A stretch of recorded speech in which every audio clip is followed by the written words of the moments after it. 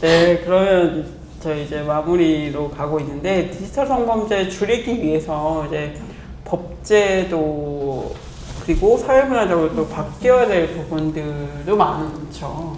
물론 우리가 바꿔온 것도 있지만 좀 가장 크게 개선이 필요한 부분은 어떤 거라고 생각하시나요? 저는 방금 법제도를 말씀해 주셔가지고 생각이 났는데 이제 법 제도는 이제 처벌을 강화하는 쪽으로 굉장히 많이 바뀌어 왔잖아요. 뭐 N번방 방지법부터 시작해서 지난 5년 동안 원래 없었던 온라인 스토킹 처벌법도 생기고 그리고 딥페이크 처벌법도 이제 정비가 되고 그러면서 사실 법적으로 물론 이제 사각지대에 있는 피해자분들도 있겠지만 일단 있는 법으로 저는 이 사건을 바라볼 때 그냥 법에 한두 줄 있는 뭐 어떤 처벌 규정 이런 거에 따라서 사건을 판단할 게 아니라 이제 재판부에서 케이스 하나하나가 어떤 피해를 입었는지 뭐 피해 규정에 잘 들어맞는지를 분명하게 봐야 되는 건 맞지만 너무 그냥 그 규정에 적혀 있는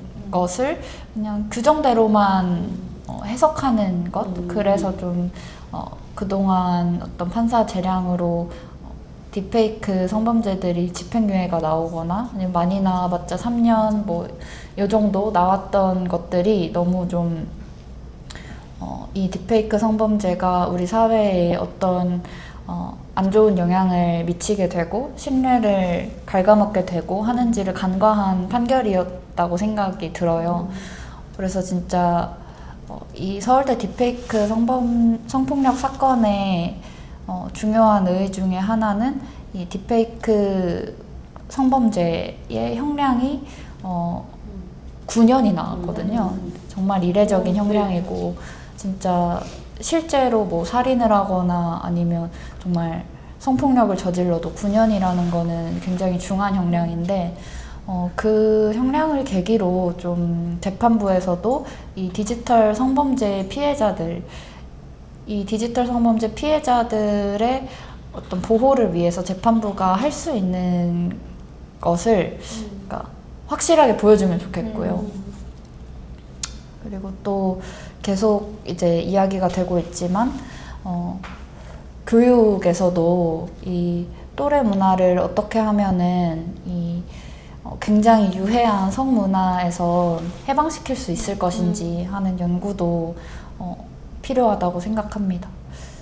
그리고 또 이거는 좀 개인적으로 하고 싶은 일인데 디지털 성범죄 피해자들이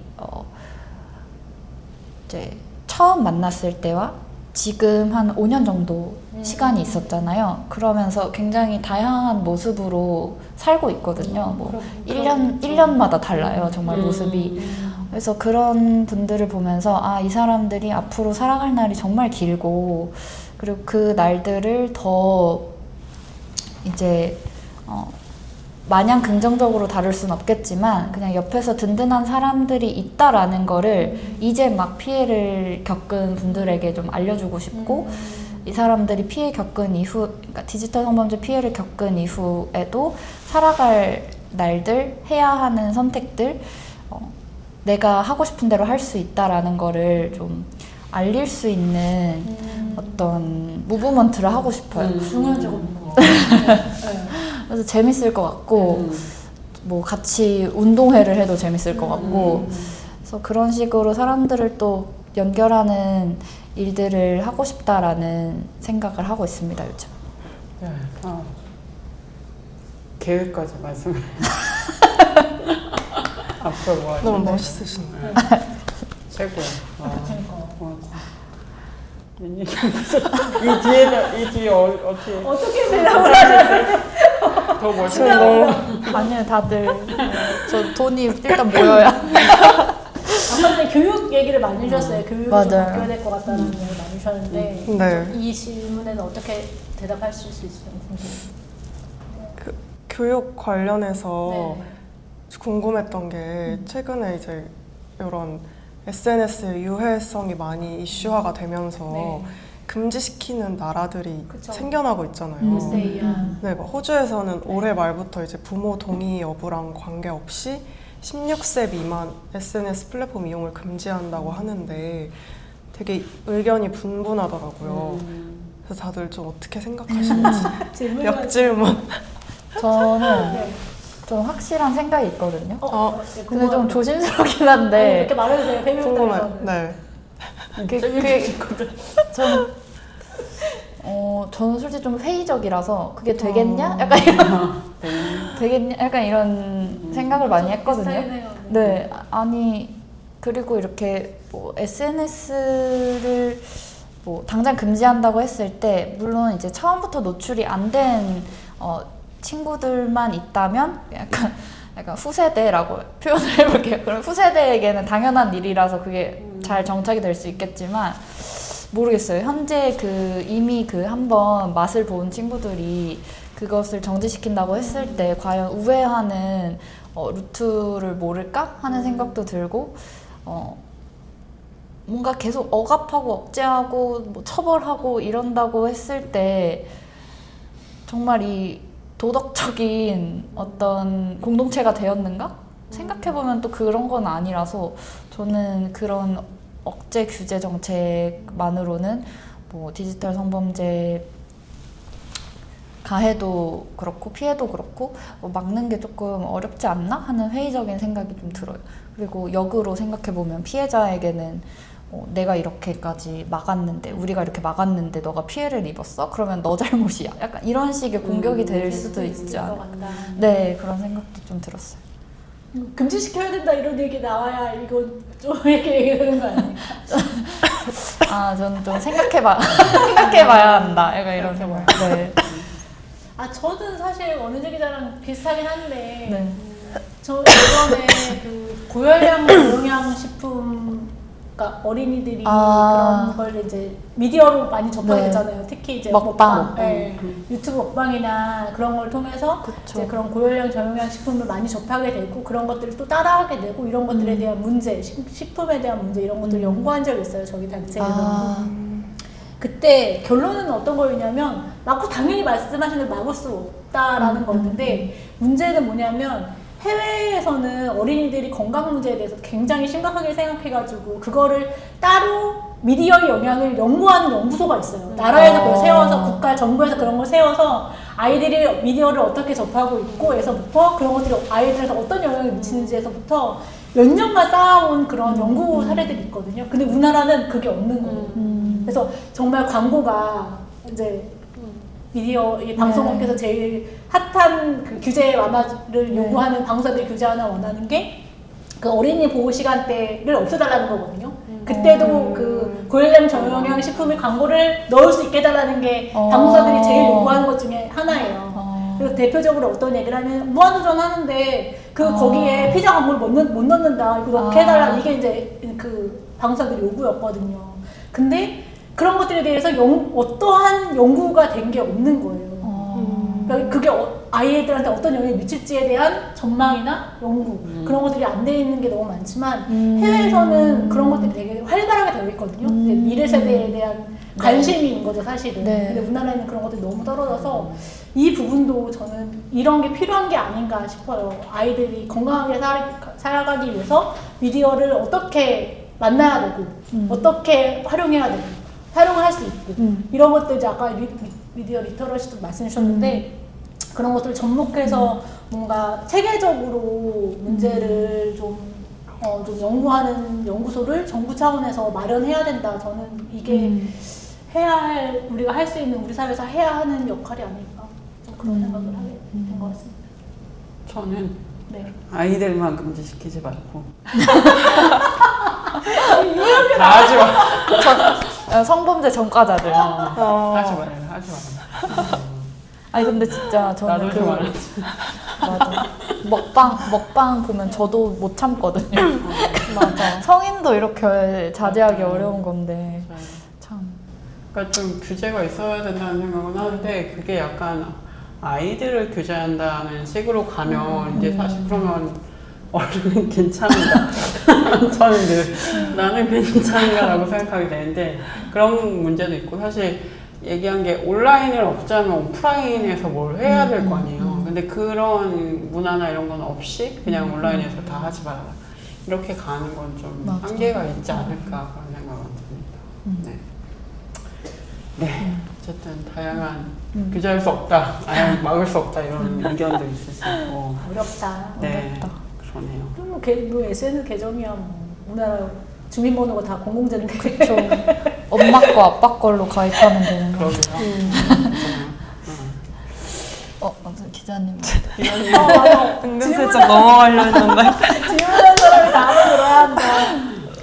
저는 근데 아직 네. 제 생각을 딱 확립하지 못했는데 근데 그래도 지금 너무 현실이 심각하잖아요. 그래서 막 당장 이런 살인이 일어나고 이런 혐오가 너무 판치고 애들이 너무 어린 나이부터 유튜브, SNS에 중독되고 이게 막 걷잡을 수가 없으니까 뭐라도 당장 해야 되는데 이런 맥락에서 이제 이런 법안이 나오지 않았을까. 음. 사실 막 단순히 생각했을 때 절대적인 그런 노출량을 줄일 수 있는 방안이긴 하잖아요. 그러니까 우회를 한다고 해도 딱 이 순간을 생각하면 그래서 좀 그러니까 이런 금지 법안이 왜 생겨났을까? 그러니까 SNS가 얼마나 유해하길래 말씀해 주신 것처럼 연구 같은 것도 진행이 돼야 되고 좀 이런 논의가 좀 더 활발하게 진행이 돼야 되지 않을까 생각합니다. 맞네요. SNS를 운영하는 대표님들은 아이들한테 못하게 한다고 하잖아요. 그게 얼마나 위험하다는 걸 알면 아니까. 그러겠습니까. 네. 맞아. 비단 디지털 성범죄뿐만 아니라 그 안에서 온갖 그런 비교 대상이 계속 되고 본인을 계속 학대하게 되고.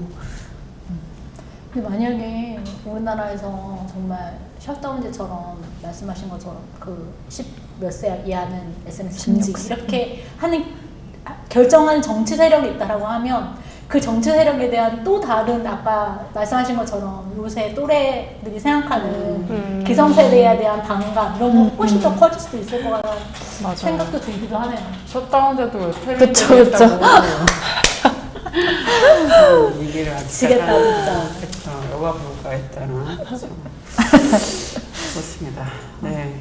그러면 제가 또 이런저런 이야기 해보고 문화적인 것까지 얘기를 하다 보니까 또 고민들이 많이 나왔는데 저희 마무리하면서 앞으로 두 분의 계획도 좀 들어보고 싶어요. 좀 오는지 기자님 살짝 언급도 해주셨는데 네. 그거 포함해서 또 앞으로 또 하시고 싶은 하실 계획 얘기해 주시죠.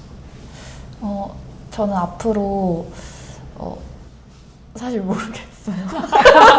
이미 하시고 계신 것만 네, 맞아. 하고 싶은 이야기 이것만 해도 너무 지금 하고 있는 거 고단해질 거다. 저는 매주 풋살을 하거든요. 오. 횟수로 3년 차가 됐는데 저는 공격수예요. 그래서 정말 멋있다. 어울리는 것 같아요. 그래요? 네. 감사합니다. 진짜 이렇게 이런 말 좀 그렇지만 어떤 그런 나쁜 가해자들 생각하면서 이렇게 슛하고 그랬던 적이 많은데 아무튼 저는 앞으로도 풋살을 다치지 않고 오래오래 하고 싶습니다. 그렇군요. 네, 저의 계획입니다. 네. 건강하게 계속 디지털 성범죄와 네. 싸우는 것. 이건 진짜 고정된 계획. 풋살은 고정된 계획이고 나머지는 뭐 네. 네, 하는 일은 계속 열심히 하겠습니다. 네. 저도 풋살을 한번 시도해봤었어요. 어머 진짜요? 등록을 했다가 한 달 만에 그만두게 돼요. 왜요? 왜 다쳤어요? 그만뒀어요? 아니 제가 너무 못하는 거예요. 제 생각보다 너무 실력이 처참한 거예요. 근데 거기는 다 저 같은 분이 별로 없고 이미 이제 좀 오래 하신 분들이랑 섞여서 하는 거였어서 제 자신이 너무 작아져가지고 그럼 저희 팀에 오실래요? 3년 되셨다고. 근데 저희 팀 신입이 계속 들어와가지고 아 진짜요? 네, 저희 팀 오실래요? 기자들도 몇 명 있어요. 진짜요? 네. 저 축구화도 있고 축구공도 있어요. 장비를 다 갖추고 한 달 만에 그만. 있습니다, 여러분. 저희 끝나고 잠깐 얘기 좀. 네. 네. 다 뛰어는 있습니다, 여러분. 저도 운동을 매일 하는데 저는 러닝을 오. 매일 아침에 하거든요. 우와, 짱이다. 천재 어필 열심히 하겠고요. 다 뛰어도 한번 생각해주세요. 아 맞다. 여기도 완전 러닝이시잖아요. 그리고 이제 마지막으로 말씀드리고 싶었던 건 그러니까 이제 기사 작성으로 피해자가 되는 여성 기자들에 대한 보호 조치가 절실하다. 왜냐면 제가 이제 미디어 오늘에 나름 성평등 위원장을 하고 있어요. 사실 하는 역할이 별로 없어요. 근데 이제 젠더 기사들이 여성들에게 많이 맡겨지고 또 작년에 이런 딥페이크 성범죄 보도하는 기자들 상대로 한 기자 합성방도 맞아요. 보도가 됐었잖아요.